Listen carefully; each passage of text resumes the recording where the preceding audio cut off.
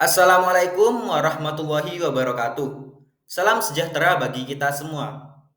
Pertama-tama, lebih dulu, saya panjatkan puji dan syukur kepada Tuhan Yang Maha Esa atas kesempatan yang telah diberikan kepada saya, sehingga kami dapat melakukan presentasi terkait hasil diskusi kami. Dan kepada yang terhormat Bapak Yusrianto Soleh, MPD, selaku dosen pengampu mata kuliah pengantar ilmu sosial. Perkenalkan, nama saya Aldi Aliafi. Saya bersama dengan teman-teman saya, Situ Rikoyah, Laili Imro'atus Somi, Alfi Nurdiana, Asis Suhendra, Diah Lulu Amalia.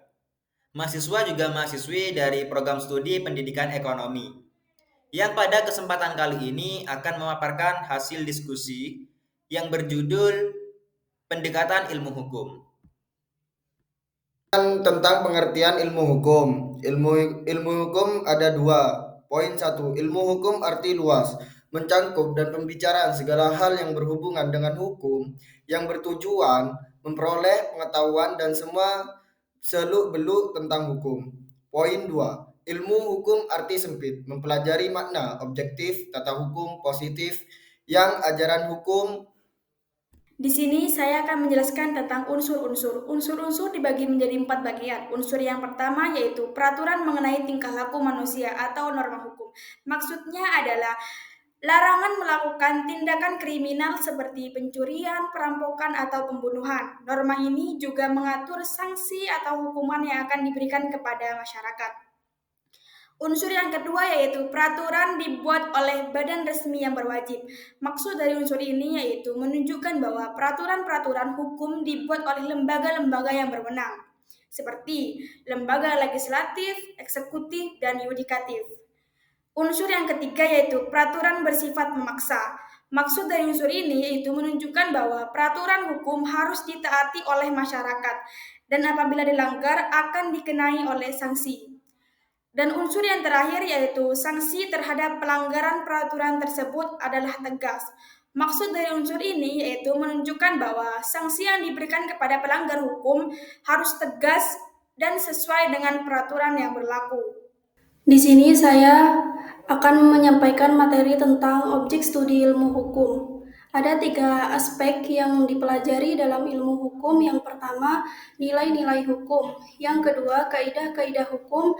Yang ketiga, perilaku hukum. Apa itu nilai-nilai hukum? Dalam pendekatan ilmu hukum, nilai-nilai hukum merujuk pada prinsip atau standar moral yang mendasari sistem hukum.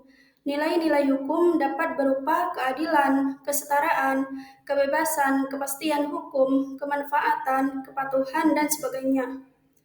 Dalam ilmu hukum, kaidah-kaidah hukum adalah seperangkat aturan atau prinsip-prinsip yang digunakan untuk menafsirkan dan menerapkan hukum secara tepat dan sesuai dengan nilai-nilai keadilan.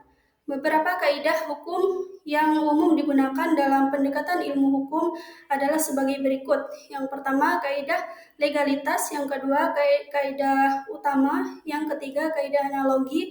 Yang keempat, kaidah keadilan. Yang kelima, kaidah kepastian hukum. Yang keenam, kaidah kepentingan umum. Perilaku hukum dalam pendekatan ilmu. Dalam pendekatan ilmu, perilaku hukum dapat dijelaskan melalui berbagai teori dan studi tentang psikologi, sosiologi, dan ilmu sosial lainnya. Secara umum, perilaku hukum mencakup bagaimana individu memahami dan memenuhi aturan dan regulasi yang ditetapkan oleh sistem hukum dan lembaga negara. Hal ini dapat dipengaruhi oleh faktor-faktor seperti nilai-nilai budaya, pengalaman masa lalu, faktor ekonomi, tekanan sosial, dan lingkungan di sekitar individu tersebut.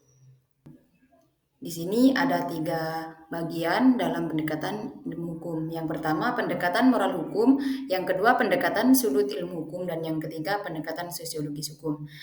Yang pertama, pendekatan moral hukum. Pendekatan moral dalam ilmu hukum mengacu pada cara para ahli hukum mempertimbangkan nilai-nilai etika dan moralitas dalam pembentukan interpretasi dan penerapan hukum. Beberapa aspek penting dari pendekatan moral dalam hukum antara lain, 1. Keadilan. Pemahaman terhadap konsep keadilan menjadi hal yang sangat penting dalam pendekatan moral hukum. Yang kedua, hak asasi manusia. Pemahaman terhadap hak asasi manusia juga menjadi fokus dalam pendekatan moral hukum. Yang ketiga, etika profesional. Para praktisi hukum seperti pengacara dan hakim juga diperintahkan untuk menjalankan tugas-tugas mereka sesuai dengan standar etika profesional. Yang keempat, tanggung jawab sosial. Hukum juga dapat digunakan sebagai alat untuk mempromosikan tanggung jawab sosial, baik bagi individu maupun institusi. Dan yang kedua, pendekatan sudut ilmu hukum. Pendekatan sudut ilmu hukum merujuk pada cara-cara yang digunakan oleh para ahli hukum untuk memahami, menganalisis, dan memecahkan masalah dalam ranah hukum. Berbagai pendekatan ini melibatkan berbagai perspektif, teori, dan metode yang digunakan untuk menafsirkan hukum dan memahami implikasinya dalam kehidupan sehari-hari. Beberapa pendekatan utama dalam ilmu hukum meliputi 1.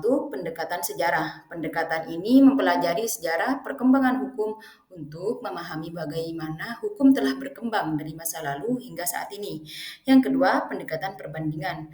Pendekatan ini membandingkan berbagai sistem hukum yang ada di seluruh dunia untuk memahami perbedaan dan persamaan antara mereka. Dan yang ketiga, pendekatan filosofis. Pendekatan ini melibatkan penelitian terhadap aspek filosofis dari hukum, misalnya pertanyaan tentang keadilan, hak asasi manusia, moralitas, dan etika dalam konteks hukum. Yang keempat, pendekatan sosiologis. Pendekatan ini mempelajari hubungan antara hukum dan masyarakat. Yang kelima, pendekatan fungsional. Pendekatan ini menekankan pada fungsi hukum dalam menjaga keseimbangan dan kestabilan dalam masyarakat. Yang keenam, pendekatan hukum komparatif. Pendekatan ini membandingkan konsep dan prinsip-prinsip hukum antara berbagai disiplin hukum termasuk hukum publik dan hukum privat, serta antara berbagai sistem hukum. Dengan memadukan berbagai pendekatan ini, ahli hukum dapat mengembangkan pemahaman yang lebih komprehensif tentang hukum dan menerapkan pengetahuan tersebut dalam analisis dan praktik hukum sehari-hari. Dan yang ketiga, pendekatan sosiologis hukum. Pendekatan sosiologis dalam ilmu hukum mengacu pada studi tentang hukum, berbagai fenomena sosial yang tercermin dari interaksi antara individu, kelompok, dan institusi di masyarakat. Beberapa aspek penting dari pendekatan sosiologis dalam hukum antara lain. 1. Konteks sosial. Konteks sosiologis memperhatikan konteks sosial dalam pembentukan interpretasi dan penerapan hukum. Yang kedua, perubahan sosial. Sosiologi hukum juga mempertimbangkan bagaimana hukum berubah seiring dengan perubahan sosial. Yang ketiga, kekuasaan dan dominasi. Analisis terhadap peran kekuasaan dan dominasi dalam pembentukan hukum menjadi fokus dalam pembentukan pendekatan sosiologis. Yang keempat, responsif terhadap kebutuhan sosial. Sosiologis hukum mempertimbangkan bagaimana hukum dapat menjadi responsif terhadap kebutuhan sosial dalam masyarakat. Ada 3 teori tujuan hukum. Yang pertama, teori etis. Teori etis semata-mata bertujuan untuk mewujudkan keadilan. Yang kedua, teori utilitis. Teori utilitis manfaatnya dalam menghasilkan kesenangan bagi orang banyak. Yang ketiga, teori campuran. Teori campuran tujuan pokoknya adalah ketertiban. Nilai guna ilmu hukum. Yang pertama, memahami peraturan hukum suatu negara. Yang kedua, mengetahui perbuatan melanggar hukum atau tidak. Ketiga, mengetahui kedudukan seseorang dalam masyarakat. Keempat, mengetahui sanksi bila diterima jika melanggar. Yang kelima, menghindari buta hukum. Maksudnya menghindari buta hukum yakni tidak mengerti sama sekali tentang hukum dengan segala seluk-beluknya. Mungkin itu saja pemaparan dari kelompok kami. Saya ingin mengakhiri presentasi kami dengan salah satu kutipan favorit. Jangan tanya apa yang bisa diberikan negara untuk Anda, tanyakan apa yang bisa Anda berikan untuk negara. Kata-kata dapat menginspirasi, tetapi tindakan menciptakan perubahan. Sekian dari saya atas apa yang dapat saya sampaikan pada kesempatan yang sudah diberikan kali ini. Dari banyaknya kalimat yang kami sampaikan, jika baik maka ambillah, dan jika buruk maka lebih baik untuk membuangnya secara jauh-jauh. Akhir kata, terima kasih atas perhatiannya, dan wassalamualaikum warahmatullahi wabarakatuh.